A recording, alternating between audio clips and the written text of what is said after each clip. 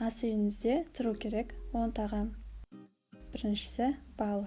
Иммунитетіңізді қатайтып, күш-қуатыңызды арттырады. Сонымен қатар, ас үйіңізде бал тұрса, қантты ұмытуға болады.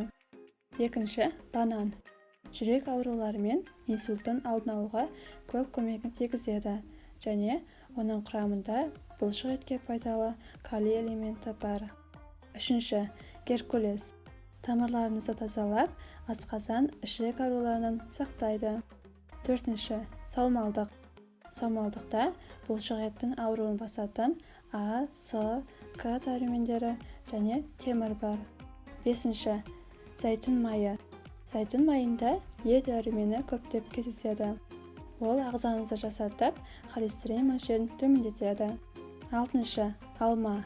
Апельсинге қарағанда алмада С дәрумені көп. Ол қатерлі ісіктің алдын алып, жүрек, өкпе, бауыр, бүйрек жұмыстарын жақсартады. Жетінші, йогурт. Йогурттың құрамында иммунитетіңізді көтеріп, ас қорыту жүйесін жақсартатын кальций өте көп. Оны жұмыс кезінде де жеңіл желпі тағам ретінде тұтынуға болады. Сегізінші, арқан балық.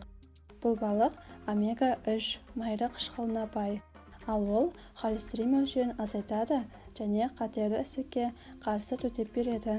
Тоғызыншы, сәбіз. Көздің көруін жақсартатын және онкологиялық аурулардың алдын алатын сәбіздің құрамында бета-каротин бар.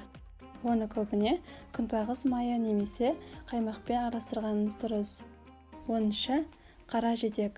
Бұл жеміс көздің дұрыс көруіне көмектеседі. Сонымен қатар, кәрілікпен күресіп, есте сақтау қабілетін арттырады. Пайдалы кеңес ұнаған болса, лайк басып, пікір қалдырыңыз.